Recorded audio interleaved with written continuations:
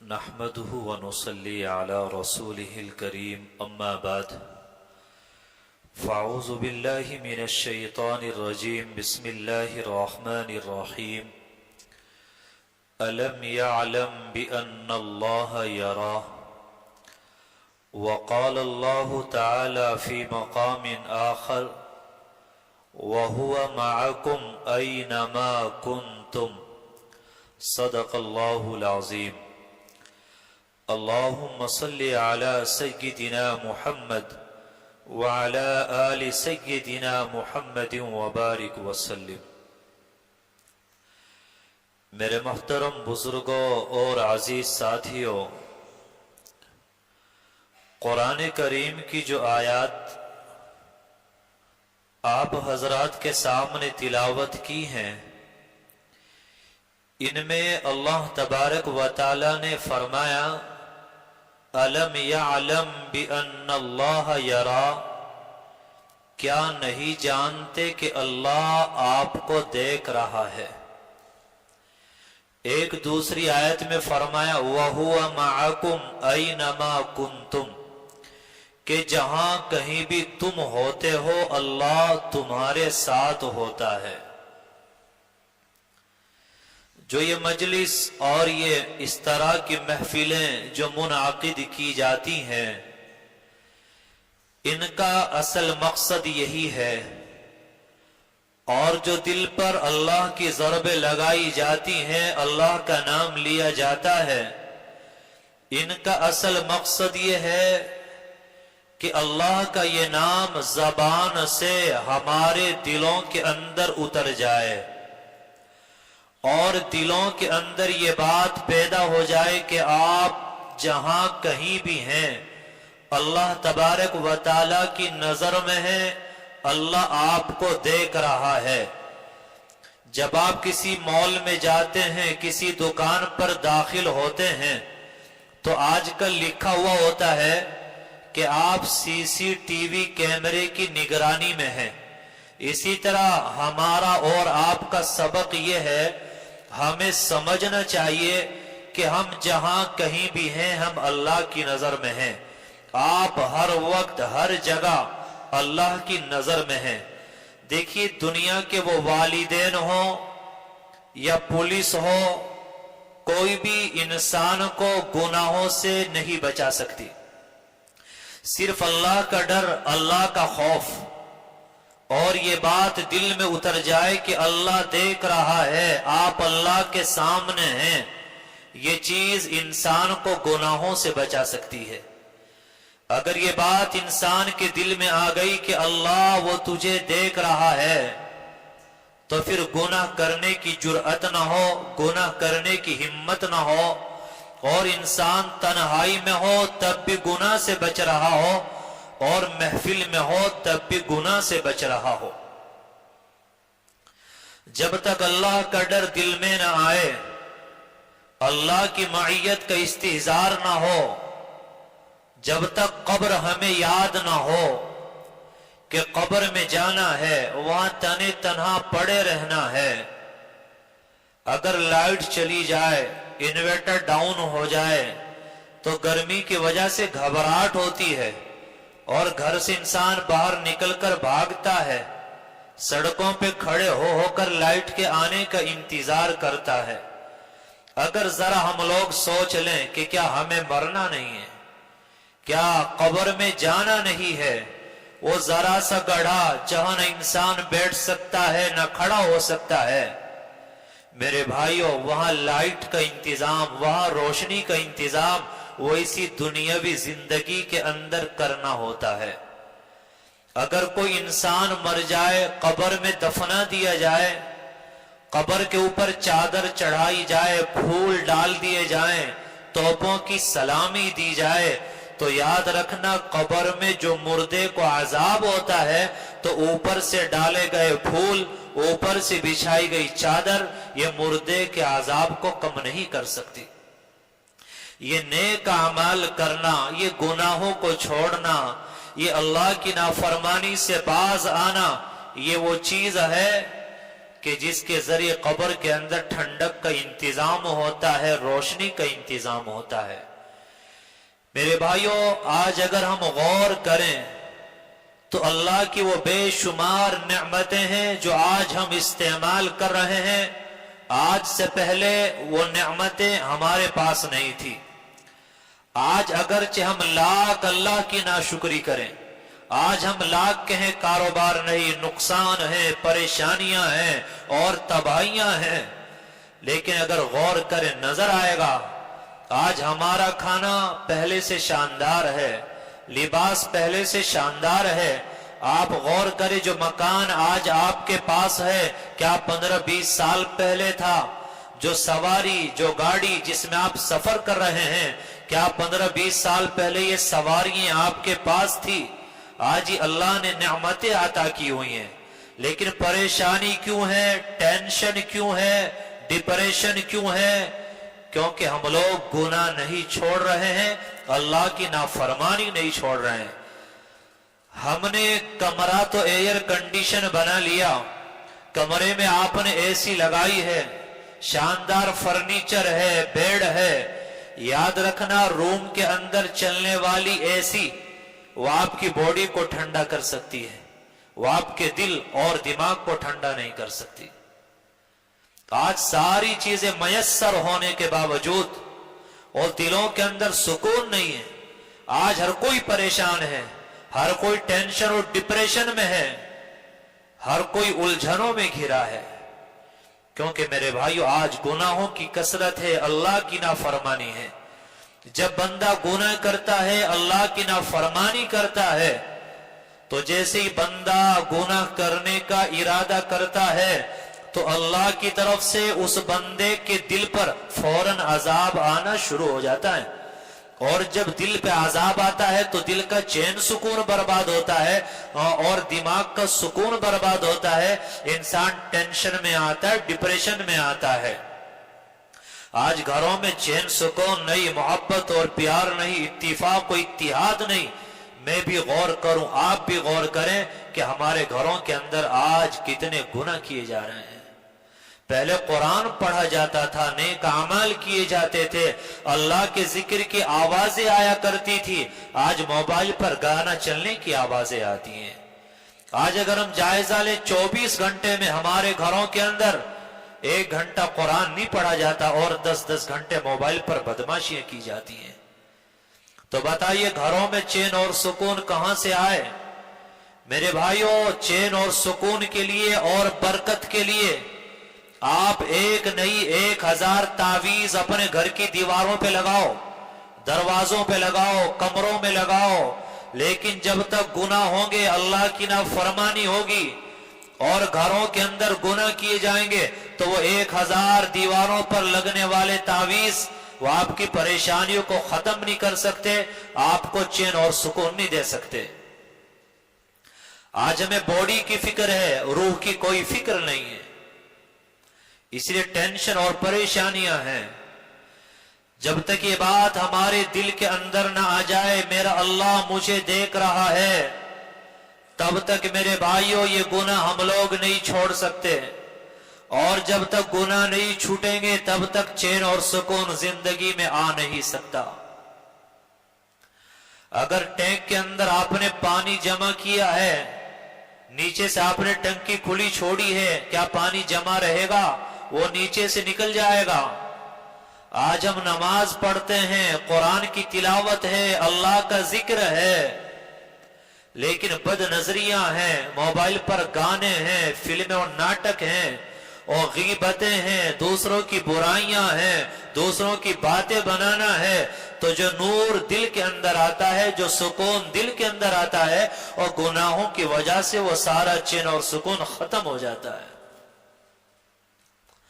ہمیں یہ بات دل میں بٹھانا ہوگی کہ میں اللہ کے سامنے ہوں، میرا اللہ مجھے دیکھ رہا ہے۔ آج کے زمانے میں اس بات کو سمجھنا بڑا آسان ہے۔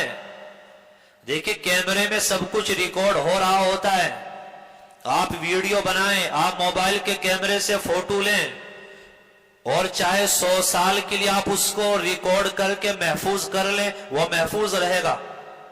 آپ یوٹیوب پہ ڈالیں یا بہت سارے کیا کیا فیوچر کیا کیا چیزیں آتی ہیں، کیسے کیسے ایپ آتے ہیں، آپ اس کے ذریعے باقی رکھ سکتے ہو یا نہیں؟ تو اسی طرح ہم بھی ہر وقت اللہ کے سامنے ہیں.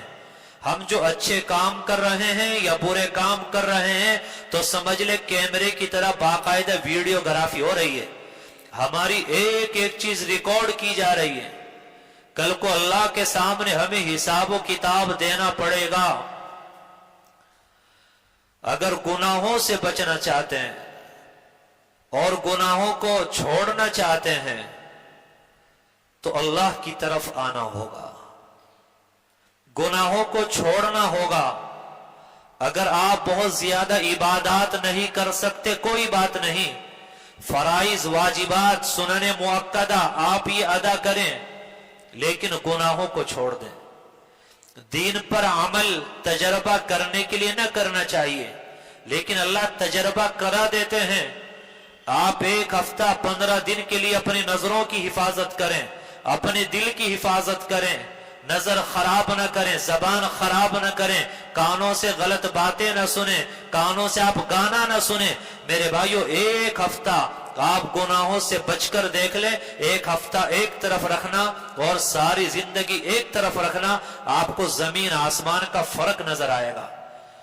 ایک ہفتے کے اندر دل کے اندر نور، سکون، اللہ کی محبت، یہ ساری چیزیں آپ اپنے دل کے اندر اترتی ہوئی محسوس کریں گے. یہی بات ہمیں دل میں بٹھانا ہے کہ اللہ دیکھ رہا ہے، میں اللہ کے سامنے ہوں. حضرت عبداللہ ابن عمر رضی اللہ تعالیٰ عنہ فرماتے ہیں کہ ایک مرتبہ میں سفر میں جا رہا تھا تو راستے میں ایک جگہ کھانا کھانے کے لیے بیٹھے تو وہاں ایک چرواہا بکریاں چرا رہا تھا. میں نے اس چرواہے سے کہا کہ آپ بھی آ جاؤ، ہمارے ساتھ کھانا تناول فرما لو. تو وہ چرواہا کہنے لگا کہ میرا روزہ ہے. حضرت عبداللہ ابن عمر کہتے کہ مجھے بڑا تعجب ہوا کہ چرواہا ہے، عرب کی چلچلاتی دھوپ ہے، خطرناک گرمی ہے، کوئی سایہ نہیں ہے، درخت نہیں ہے، کوئی خیمہ نہیں ہے، اور اتنی گرمی کی حالت میں یہ روزہ رکھے ہوئے. فرماتے میرے دل میں آیا کہ اس کو آزمانا چاہیے. تو میں نے اس چرواہے سے کہا کہ آپ ایک کام کریں، ان بکریوں میں سے ایک بکری ہمارے ہاتھ فروخت کر دیں، آپ قیمت لے لیں، ہم اس بکری کو ذبح کریں گے، اس کو بھونیں گے، ہم بھی کھائیں گے، شام میں تم بھی اس سے روزہ افطار کر لینا. تو وہ چرواہا کہنے لگا کہ یہ بکریاں میری نہیں، یہ تو میرے مالک کی بکریاں ہیں، میں فروخت نہیں کر سکتا. تو جب یہ بات کہی، حضرت عبداللہ ابن عمر نے فرمایا کہ تمہارے مالک کو کیا پتا چلے گا، اپنے مالک سے کہہ دینا ایک بکری بھیڑیا کھا گیا، تمہیں پیسہ بھی مل جائے گا، شام کو بکری کا گوشت مل جائے گا. تو کہتے کہ وہ چرواہ فوراً عجیب حالت اس پر طاری ہوئی اور کہنے لگا فَأَيْنَ اللَّهُ، کہ اللہ کہاں چلا جائے گا. یعنی مالک کو جا کر میں نے کہہ دیا ایک بکری بھیڑیا کھا گیا، فَأَيْنَ اللَّهُ، اللہ کہاں چلا جائے گا، اللہ تو دیکھ رہا ہے. تو یہ بات دل میں آ جائے، اللہ دیکھ رہا ہے، میں اللہ کے سامنے ہوں، اللہ کی نظر میں ہوں، پھر گناہ کی جرأت نہ ہو، گناہ کرنے کی ہمت نہ ہو، ہم لوگ گناہوں سے دور ہو جائیں. اسی مناسبت سے ایک واقعہ میں آپ کو سنائے دیتا ہوں. سلطان محمود غزنوی رحمت اللہ علیہ ایک مرتبہ رات کے وقت میں اپنا بھیس بدل کر شہر کا چکر لگا رہے تھے. پہلے بادشاہ حال احوال جاننے کے لیے اس طرح چکر لگایا کرتے تھے. یہ سلطان محمود غزنوی بڑے نیک دل بادشاہ ہیں. تو یہ گشت لگا رہے تھے، ایک جگہ پر 5 آدمی بیٹھے ہوئے نظر آئے. وہ 5 آدمی چور تھے. بادشاہ ان کے پاس پہنچے، انہوں نے بادشاہ کو نہ پہچانا، بلکہ انہوں نے بادشاہ سے سوال کیا کہ تم کون ہو. بادشاہ نے کہا کہ میں بھی تم ہی میں سے ایک آدمی ہوں. ان چوروں نے سوچا جیسے ہم چور ہیں یہ بھی کوئی چور ہے، بولے بیٹھ جاؤ.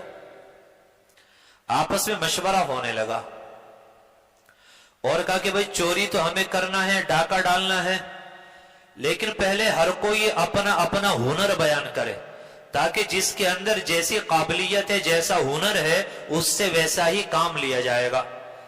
تو ان میں سے کہنے لگا کہ میرے کانوں کے اندر یہ تاثیر ہے کہ جب کتا بھونکتا ہے تو میں اس کی آواز سن کر پہچان لیتا ہوں کہ کتا کیا کہہ رہا ہے۔ دوسرا کہنے لگا کہ میری آنکھوں کے اندر یہ تاثیر ہے، جس کو میں رات کے اندھیرے میں دیکھ لوں اس کو دن کے اجالے میں پہچان لیتا ہوں۔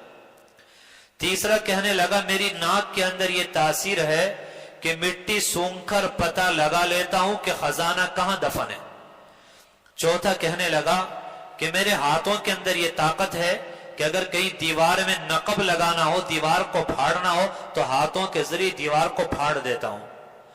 پانچواں کہنے لگا کہ میری بازو کے اندر وہ طاقت ہے کہ اگر کہیں کمند ڈالنا ہے، رسہ ڈال کر اوپر جانا ہے، تو میں رسہ اوپر ڈال کر اس کے ذریعے اوپر جا سکتا ہوں۔ تو پانچوں نے اپنا اپنا ہنر بیان کیا۔ بادشاہ سے کہا کہ آپ بھی اپنا کوئی ہنر بتائیے۔ تو بادشاہ نے کہا کہ میرے اندر یہ تاثیر ہے کہ اگر کوئی مجرم پکڑا جائے، اس کو پھانسی کی سزا ہو جائے، اور میں اپنی داڑھی ہلا دوں تو ان کی پھانسی کی سزا معاف ہو جاتی ہے۔ اب یہ چور بڑے خوش ہوئے کہ بھائی چوری کرنے کے ہنر تو ہمارے پاس ہے، اور پکڑے گئے تو چھڑانے کا ہنر اس کے پاس ہے، یہ تو مزہ آ گیا۔ اب مشورہ ہونے لگا چوری کہاں کی جائے، کہ بھائی ساری چیزیں تو موجود ہیں، آج چوری کرنا ہے، ڈاکہ ڈالنے تو بڑا سا ڈاکہ ڈالا جائے کہ کہاں، کہ آج ڈاکہ بادشاہ کے یہاں ڈالا جائے۔ بادشاہ سب کچھ سن رہا ہے۔ اب ڈاکہ ڈالنے کے ارادے سے چلے، اور راستے میں کتے نے بھونکنا شروع کیا۔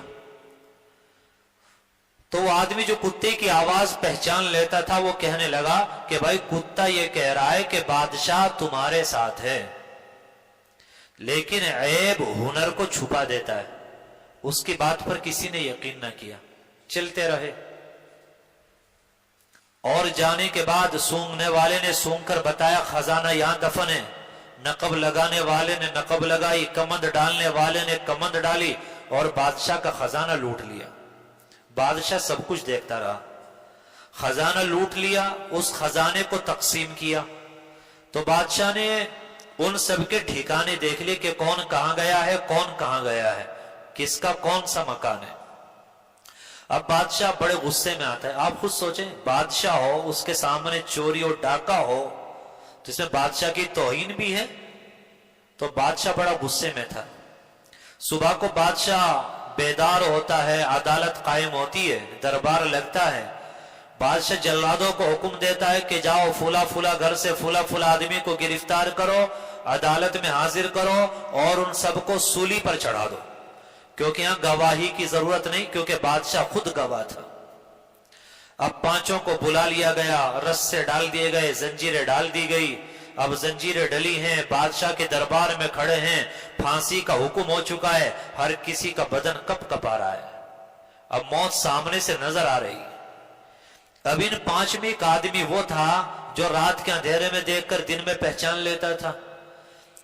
تو اس کو کبھی ڈر لگتا ہے کیونکہ بادشاہ نے پھانسی کا آرڈر دے دیا، اور کبھی اس کو خوشی ہوتی ہے، وہ پہچانتا ہے کہ یہ آدمی تو رات ہمارے ساتھ میں تھا، تو اطمینان بھی ہوتا ہے اور کبھی ڈرتا بھی ہے۔ تو وہ کہنے لگا کہ بادشاہ سلامت، ایک بات کہنا چاہتا ہوں، اجازت ہو؟ کہ ہاں بالکل کہیے۔ تو اس نے کہا کہ بادشاہ سلامت، رات ہم 5 نہیں 6 آدمی تھے، اور ان میں سے 5 ہم لوگ ہیں۔ ہم پانچوں نے اپنے اپنے ہنر دکھا دیے، چھٹے آپ ہیں، آپ کا ہنر دکھانا باقی ہے، آپ بھی ہنر دکھائیے، داڑھی ہلائیے، اور ہمیں کیا ہے، پھانسی سے بچائیے۔ بادشاہ نے یہ بات سنی، بادشاہ کو ہنسی آ گئی، اور بادشاہ نے ان کو رہا کر دیا۔ لیکن یہ واقعہ میں نے آپ کو کیوں سنایا؟ اس واقعے سے ہمیں کچھ سبق ملتا ہے، اس کو ہم توجہ کے ساتھ سمجھ لیں۔ دیکھیے، جب یہ لوگ ڈاکہ ڈالنے کے لیے جا رہے تھے تو آپ بتلانا بادشاہ کہاں تھا؟ بادشاہ ان کے ساتھ میں تھا۔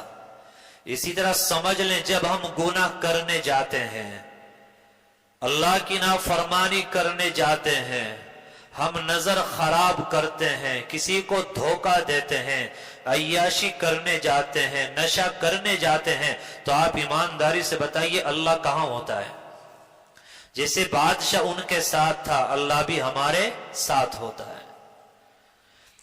दूसरी बात, जब बादशाह का खजाना लूटा जा रहा था, बादशाह के कानून को तोड़ा जा रहा था, बताइए बादशाह देख रहा था या नहीं? बादशाह ने कुछ कहा है? बादशाह ने कुछ नहीं कहा। आज हम मक्कारी करें, मोबाइल पर बदमाशी करें और रातों रात अपनी रातें काली करें, अल्लाह की नाफरमानी करें, गुनाह पे गुनाह करें, तो अल्लाह भी फिलहाल कहता कुछ नहीं, अल्लाह भी बादशाह की तरह हमें देख रहा होता है। तीसरी बात ये समझ में आती है कि बादशाह ने चोरी करते देखा, डाका डालते देखा, कुछ नहीं कहा। अगले दिन जब दरबार कायम हुआ, वहां बुलाकर सजा सुनाई है। इसी तरह आज हम गुनाह कर रहे हैं, अल्लाह की नाफरमानी कर रहे हैं, अल्लाह की नाराजगी के काम कर रहे हैं, तो अल्लाह अगरचे आज हमें कुछ नहीं कहता, कल कयामत कायम होगी, अल्लाह का दरबार लगेगा, तो अल्लाह भी वहां सजा सुनाएगा, और जो तौबा किए बगैर जाएगा उसके लिए जहन्नम का फैसला सुनाएगा। हमें यह सबक मिलता है। और चौथी ये बात समझ में आती है कि ये पांचों के पांचों पकड़े गए, पांचों फंस गए थे। इन पांचों में एक आदमी वो था जिसने रात के अंधेरे में बादशाह को देखा, दिन में पहचान लिया, उसकी वजह से सारे के सारे बच गए। मेरे भाइयों, इसी तरह इस दुनिया के अंदर बाज लोग वो हैं, बाज अल्लाह वाले वो हैं जो रातों के अंधेरों में अल्लाह को मनाते हैं, अल्लाह के सामने आंसू बहाते हैं, वो अल्लाह के सामने बिलखते हैं, तड़पते हैं, अल्लाह के सामने सजदे में अपनी पेशानी रगड़ते हैं, वो अल्लाह को मनाए हुए हैं, अल्लाह को राजी किए हुए हैं।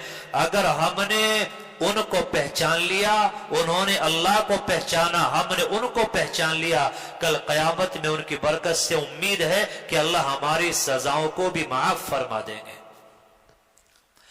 देखिए, अगर आप देखें, मसलन दूध की कीमत 60-70 रुपए किलो है, और 10 किलो दूध के अंदर 1 किलो पानी मिला दिया जाए, अगरचे मिलाना नाजायज है, लेकिन समझाने के लिए कह रहा हूं, 1 किलो पानी आपने दूध में मिला दिया, पानी तो मुफ्त आता है ना, लेकिन वो पानी जब दूध में मिल गया, अब बतलाइए पानी की कीमत क्या हो गई?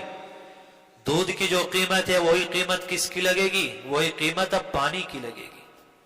तो मेरे भाइयों, हम और आप तो पानी की तरह हैं, जो हकीकी माना में अल्लाह वाले, अपना दिल अल्लाह को दिया, अल्लाह को मनाए, अल्लाह को राजी किए हुए हैं। अगर हमने उनसे ताल्लुक कायम किया और उनसे अल्लाह की मोहब्बत को सीख लिया, अपनी जिंदगी को बदल लिया, तो कल कयामत में अल्लाह के यहाँ जो कीमत उन लोगों की लगेगी, वही कीमत हमारी भी लग जाएगी। इन चीजों का बड़ा फर्क पड़ता है। आप कुछ ईंटें खरीद के लाए, कुछ ईंटों को आपने मस्जिद में लगा दिया, कुछ को आपने बैतुल खला में लगा दिया। एक भट्टे से आप खरीद के लाए, बनाने वाला वहां एक, कीमत दोनों की एक, खरीदने वाले आप एक, पैसा देने वाले आप एक, जिस मिस्त्री और मजदूर ने लगाई वो भी एक, लेकिन जो ईंट मस्जिद के अंदर लगी हम उस पे पेशानी रगड़ते हैं, और जो ईंट बैतुल खला में लगी हम उस पे जूते रगड़ते हैं। यह फर्क निस्बत का है। एक ईंट को निस्बत अल्लाह के घर के साथ हो गई तो वहां पेशानी रगड़ी जा रही है, एक का ताल्लुक बैतुल खला से हो गया तो वहां जूते रगड़े जा रहे हैं। अगर हमने भी निस्बतें बनाई, अल्लाह वालों से जुड़े, अल्लाह वालों की सोहबत इख्तियार की, तो मेरे भाइयों निस्बत की बरकत से हमारी भी कीमत लग जाएगी। एक गत्ता होता है, दुकानों पर पड़ा होता है, रद्दी की शक्ल में, गलियों में, कूड़ियों पे पड़ा होता है, लेकिन एक गत्ता वो है जिसको आपने कुरान पे लगा दिया, कुरान की जिल्द आपने बना दी। तो जैसे कुरान को बगैर वुजू के हाथ लगाना जायज नहीं, अब वो गत्ता जो कुरान के साथ लग गया اس کو بھی بغیر وضو کے ہاتھ لگانا اب جائز نہیں ہے. یہ مسئلہ ہے. حالانکہ اسی طرح کا گتا نالی میں پڑا ہے، کوڑی پہ پڑا ہے، ردی میں پڑا ہے. تو اسی طرح میرے بھائی، اگر ہم قیمتی بننا چاہتے ہیں تو ہم بھی اپنے آپ کو قیمتی لوگوں سے جوڑ لیں، جنہوں نے اللہ کو پایا، اللہ کو پہچانا، اپنے دل میں اللہ کی عشق اور محبت کی آگ لگائی. تو کل قیامت میں جو قیمت ان کی لگے گی وہی قیمت ہماری بھی لگ جائے گی. ہم اپنے آپ کو ذرا بدلیں. یہ زندگی چند روزہ ہے، ہر کسی کو جانا ہے. قبر کا کوئی انکار نہیں کر سکتا، موت کا کوئی انکار نہیں کر سکتا. آخر جانا ہے تو کیا منہ لے کے جائیں گے؟ یہ آج اللہ نے موقع دیا ہے. آج ہم لوگوں کو یہ دھوکہ ہے کہ اگر ہم اللہ سے جڑنا چاہتے ہیں تو شاید ہمیں کاروبار چھوڑنا ہوگا. دکانیں بھائی نہیں، ہم گناہ چھوڑیں، اللہ کی نافرمانی چھوڑیں، بری حرکتوں سے باز آئیں، پھر بھی اللہ ہمیں مل جائے گا.